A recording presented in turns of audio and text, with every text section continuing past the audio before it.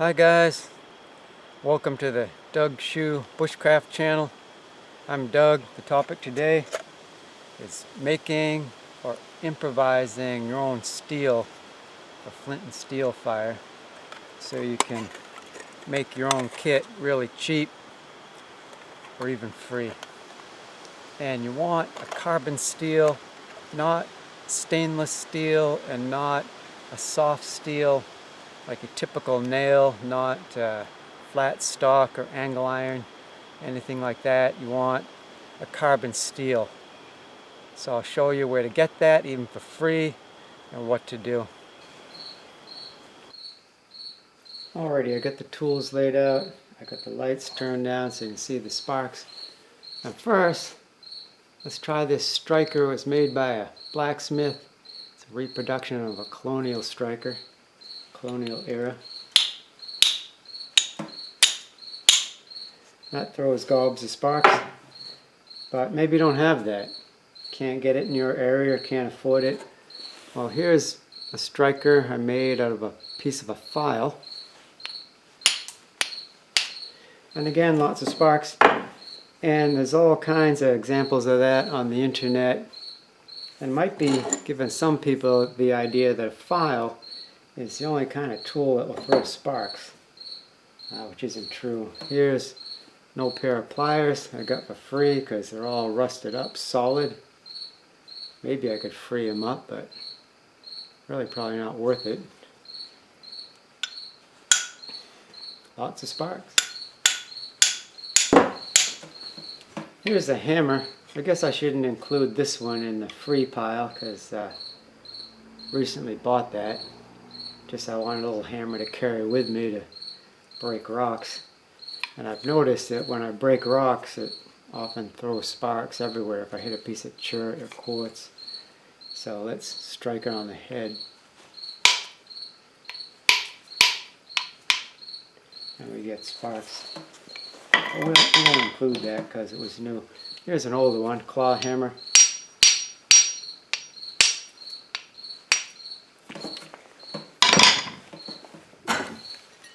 Really old axe.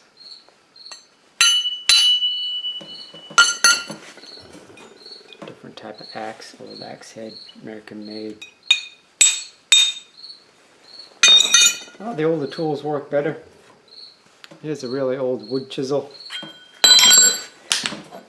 Wooden handle comes off. And it was rusty, so it's harder to throw sparks off rust, right? So I scoured this.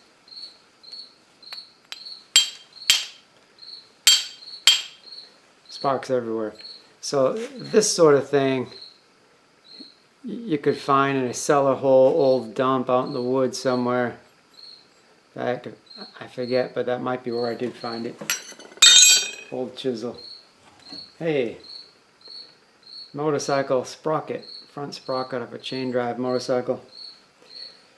So there's a technique with this, because there's no real edge. You don't want to hit the teeth on the sprocket, so I'm going to get a kind of pointy piece of chert and try to hit it like pecking it.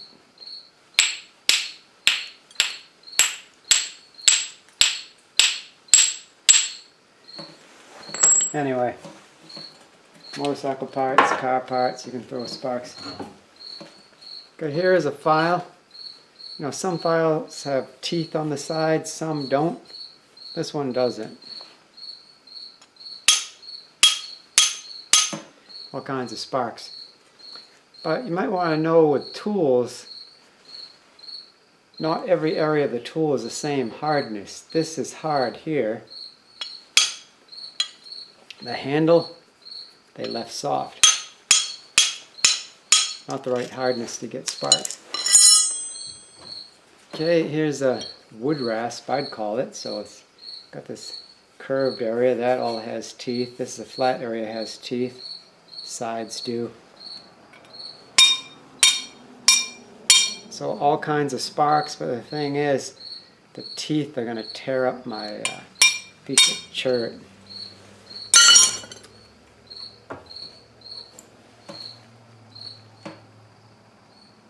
vintage or antique cutters I've had for years and years. Some of the older tools work better. This is a chisel from a pneumatic air hammer. Yeah. Lots of sparks. There's an antique chisel from a dump. Let's see, did I clean it? Yeah, I cleaned a little bit here.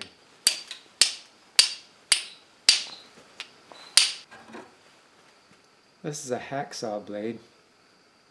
I can throw sparks with this. This is my technique. I hold the chert or the quartz steady. This is chert I have. And then I hit it with the hacksaw blade, hitting it with the teeth.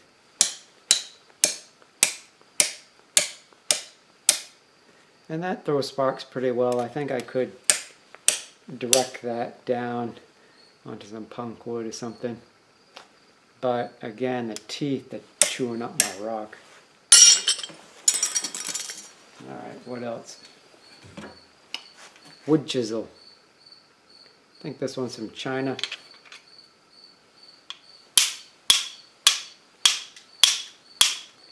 Gobs of sparks. This one is Stanley. It's broken.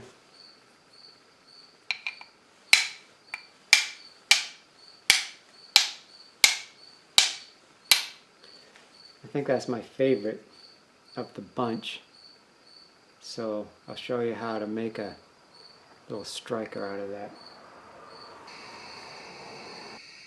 This is just a die grinder with a cutting disc. The right thing to do would be to use a clamp. I'm just going to use my certified foot.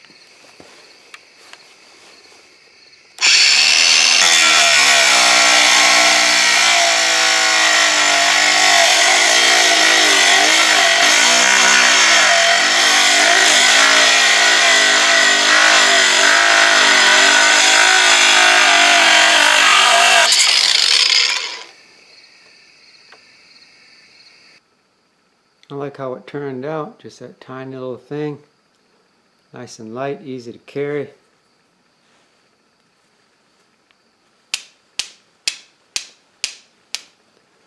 Throws great sparks. One thing to think about if you're using a power tool to cut your striker is that you don't want to heat it up too much and change the temper, because then it'll be soft and wouldn't throw the kind of sparks you want. But I was cutting it back here and it didn't get very hot. I could still hold this end when I was done.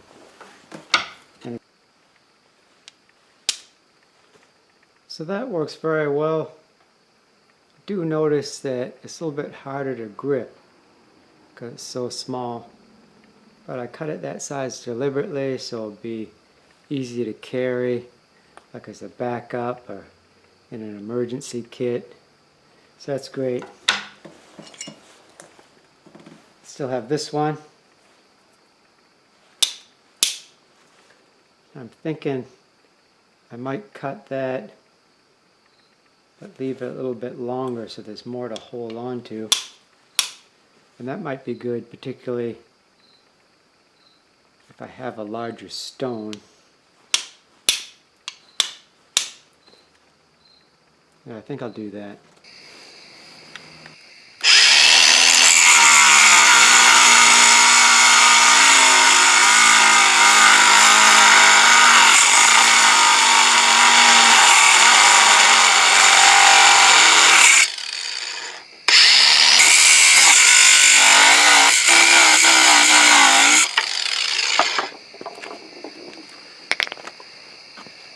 So that's the result, the mini striker from the old Stanley American-made chisel, and this larger one I made from a Chinese no-name brand.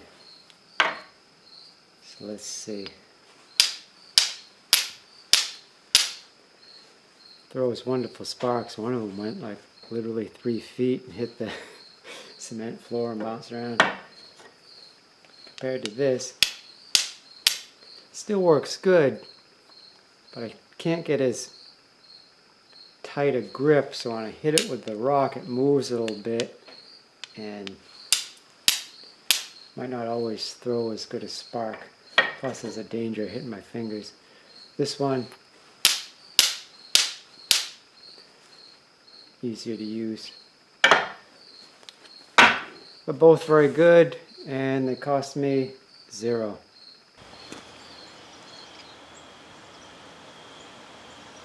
Okay, so let's see if this really works. Got the fireplace. This is birch bark, torn up into thin strips, dry twigs, bird's nest made out of inner bark. Then in the Altoids tin, got punk wood. That's important to have some nice punk wood. Learn how to char it up right, how to cook it up.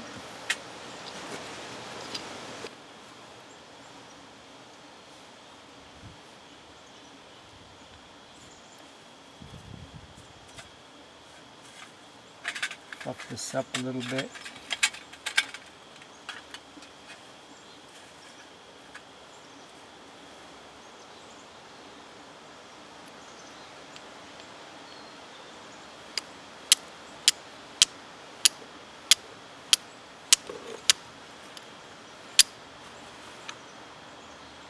And the punk wood took a spark.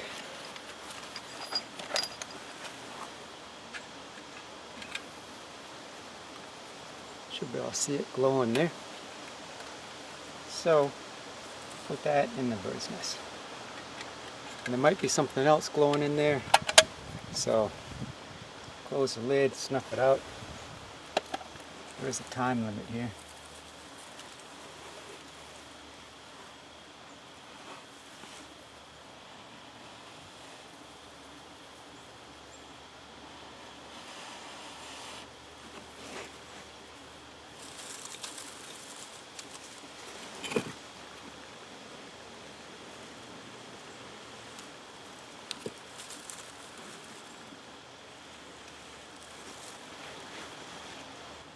Like I said, there's a time limit, and my little ember burned out on the punk wood. I didn't get to it soon enough. That's just my fault. I could have put in more punk wood. That's not the end of the world. Now, I'm not a miracle worker.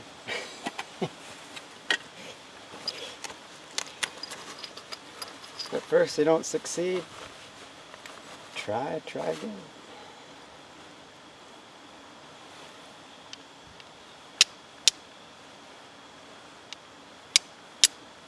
There we go. Little ember on some crumbly punk wood. Gotta transfer it. I think so. Put like a fatter one on there. Okay, snuff the tin. That's why I could do it again. Because when it burned out, I had some left over, right? I gotta stop talking. Try to get it in the camera frame.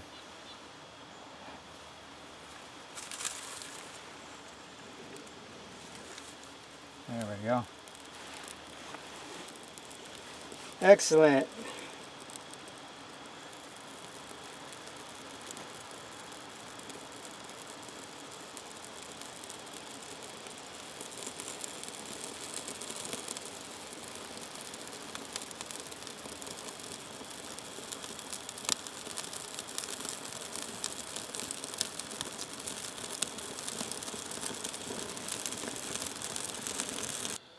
Before I sign off, I just wanted to give you a good look at what we made together. So then you can go source materials in your area. Do the same. Something similar, whatever style you choose. So this is my longer steel that we made. And could even fit in your Altoids tin if you wanted to. I usually don't do that because Eats up your punk wood or your char cloth, whatever you have in there. But some people like to. So you could. And here's this other tin. Did I cut that small striker small enough to fit in there? And there's my friend the raven. He always has to come and harass me. I didn't even measure it or anything, I just was eyeballing it.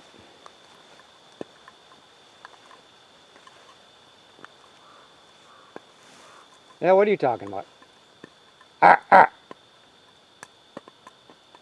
You want food scraps again? What do you think? I have unlimited food scraps? Ah, my goodness.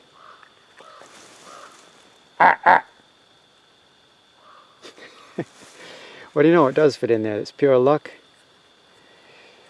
Well, I guess I was guesstimating. But what are you going to land on my shoulder? I have char cloth in there. Hey, I'm trying to talk to these nice people. My goodness. Alright. So, I got char cloth in there. And then, that's an emergency bird's nest. I make them out of jute twine. I disassemble it, and I disassemble some of it to the smallest fibers. And I don't know if I mentioned it, but when my ember went out, because of my own fault, and I wanted to get it started again with the same bird's nest, I added a little bit of this. So I cheated. But that's fine. But it's good to have that. And with the emergency bird's nest, maybe it won't beat up the char cloth too bad. I always seem to get a rattle. I've tried hiding it in the middle of the bird's nest. But anyway, you do you. Can even get a small shard of flint, chert, or quartz and fit in something that small if you want to. But this is a little bit easier to use. So it's all up to what fits in your kit, what you prefer. Making one from scratch, so it's personalized.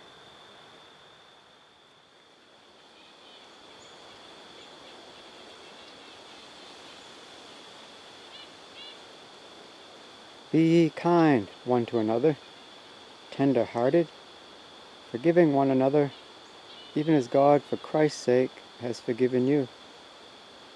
Ephesians 4:32.